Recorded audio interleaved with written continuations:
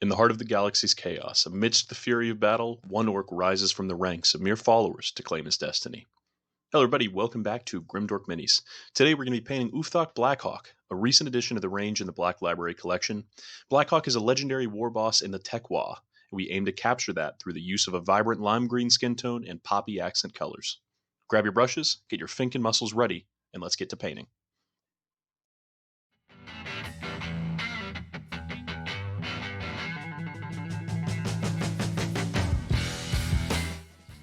Before his rise to power, Ufthak Blackhawk was just another boy in Boss Snazhammer's mob.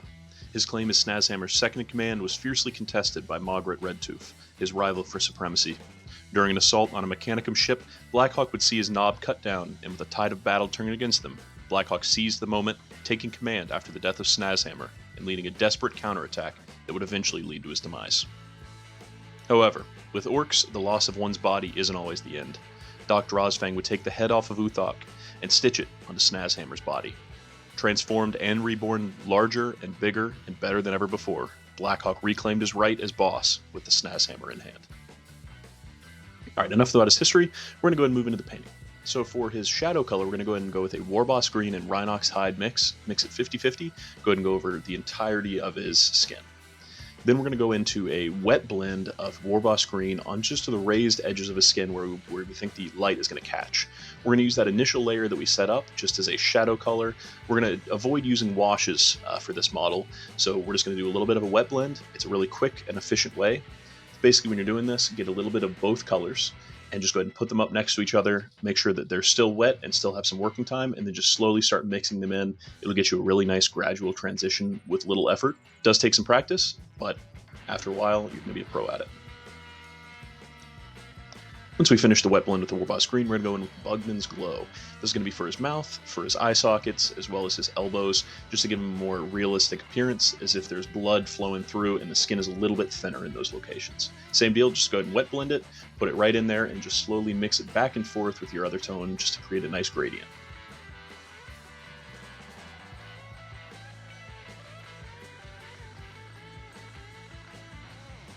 With our wet blending done, we're going to go ahead and start in our first layer of highlight, which is going to be just Warboss Green, not wet blended.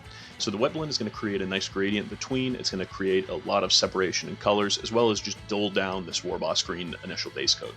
So for this, we're going to want to target our highlighted areas, any areas that are going to be impacted by the sun, any areas that we want to be a little bit brighter, and stay away from the shadows. We're going to highlight the majority of the muscles in this way, especially the top ends, just to create a nice gradient and leave that nice Warboss Green and Rhinox Hide mix deep in the shadows.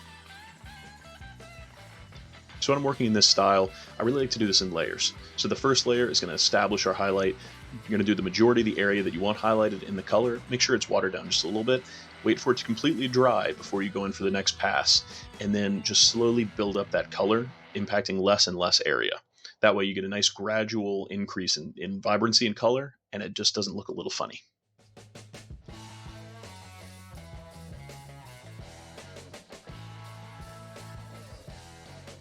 Now we finish with our Warboss Green, we're going to come in and do the same thing with Bugman's Glow.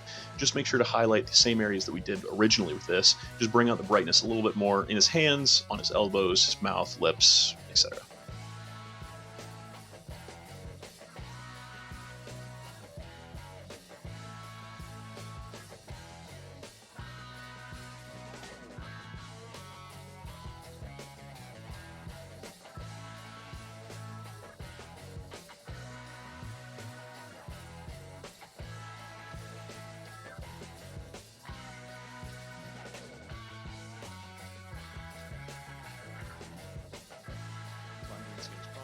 So here we go. I'm going to go with a moot green for a mid-level highlight, and this is going to be focusing specifically where the light is going to be reflecting and playing a part in our model.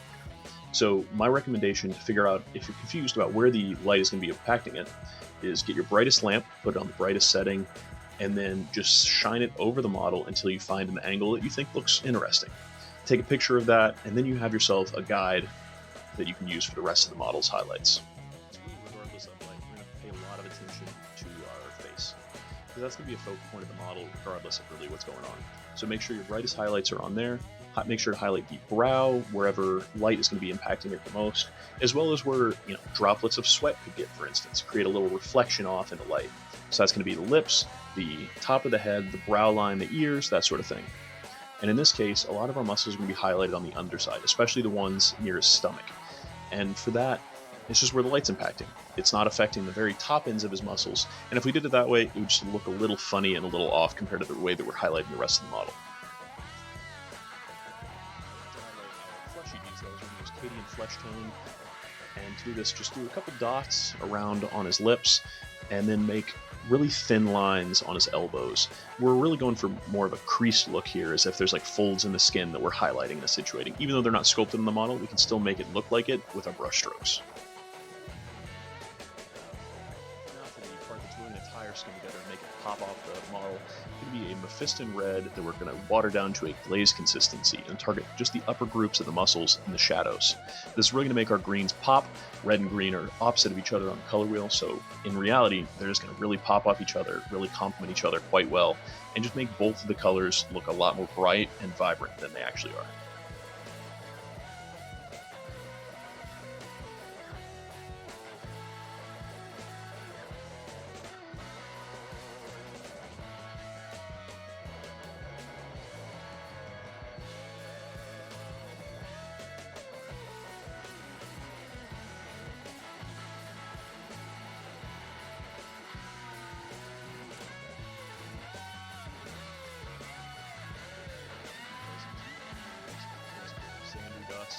So it's going to be teeth, bones, etc., anything you would expect to see on a work model.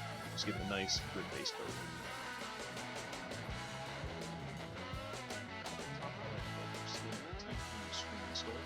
For the skin, we're just going to be targeting the areas where light is really going to reflect. So in the midst of battle, say he gets a drop of sweat on his brow. That's what we want to accentuate with this. So it's going to be the little bits of his lip, a little bit under his nose, and then the absolute edges of his brow. So I ended up getting a more high-definition lens for the camera. So we ended up missing out on the initial base coat of our Squig here because I'm not quite used to it yet. So ended up having the focus was completely out of whack. So for the base coat of it, we're going to do a Mephiston red on the top, and then wet blend this once again with a Xarius purple. So get about the top 50% of the bottle with the Mephiston red, the bottom 50% with Xarius purple, and then just work both of them together until you get a nice gradient. To do the first level of highlight for our Squig and for Princess, that's going to be Evil Sun Scarlet, targeting just the areas on top where the light is going to be affecting it. Once again, keeping it more in a realistic tone, so I want to focus where the light is actually going to affect it. So this is going to be the top of the muscles, top of the legs, that sort of thing. And for our top Squig highlight, it's going to be a mix of Evil Sun Scarlet and Screaming Skull, focused around just some of the edges, specifically where the light's catching. Use the same thing that we did with his face. I just wanted to catch where, sweat's going to catch, or other little reflecting bits of skin are going to be.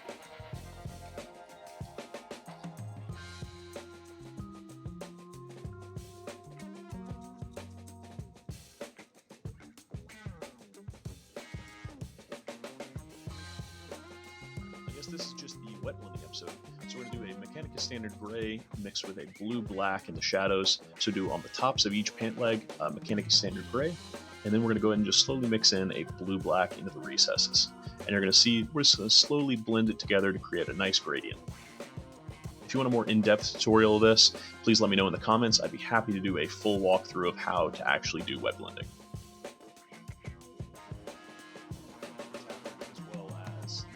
Helmet, we're going to do a blue, black, and bright emerald. Once again, going to be wet blended. Just put your bright emerald or your top color on the raised edges and your blue, black in the recesses, and then just slowly blend them together.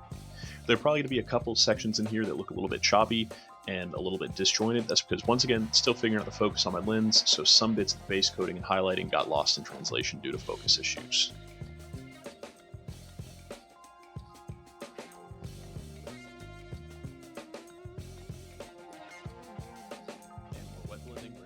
Black and Mechanicus Standard Gray for his cloak. Do a bad and black all the way through the recesses, and Mechanicus Standard Gray up on the raised edges of his cloak. Once you really get it going, and once you get practice with this, it's a really easy and quick method to get nice gradients over big flat surfaces. Highly recommend it. Put some time in. You're going to have to do it over and over and over again until you get used to it, but it's well worth the result. And to highlight our cloak, we're going to come in with a dry brushing of in the Stratum Gray. Just work it in one particular angle, just pick it. I want to make it a little bit scratchy because it's cloak and fabric, so it's not going to be one perfect color. Just go a little bit dirty with it.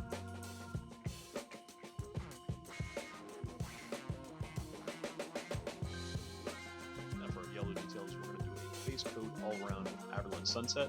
It's going to be his shoulder pauldrons, a little bit on his snaz hammer, as well as his knee pad, and of course the Bad Moon sigil up top.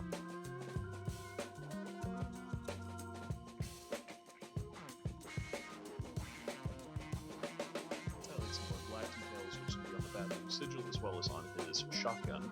We're going to go ahead and use Fenrisian Gray through a dry brush. This just allows us to do a quick highlight. It'll look a little bit dirtier and messier than a standard edge highlight, but for this effect, especially on Orks, it works really well. I'm going to go ahead and do a dry brushing of silver over all of our metallics. Just helps pick out and accentuate the details of it.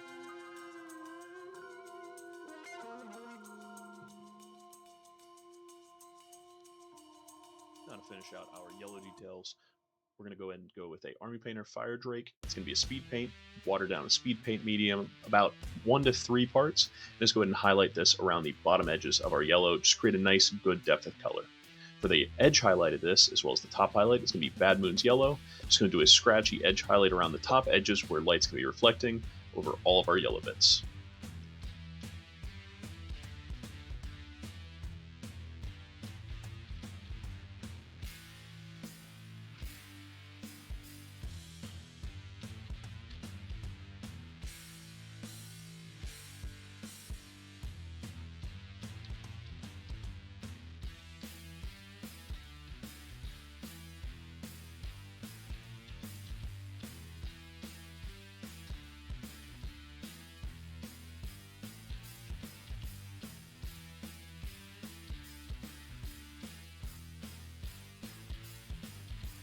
Freehanding on his cloak, according to the box art at least. We're going to do yellow flames, so we're going to use Averland Sunset for this, thin it down really nice, and just make it to where it flows off the brush pretty easily. We're just going to do a few coats of this just to get a really bright, vibrant color out of this. Just do little squiggles, make sure to emphasize brush control. Biggest tip that I can give, especially when freehanding, is to pull the brush towards you when doing it. Don't push away, you're going to lose a lot of control by doing that.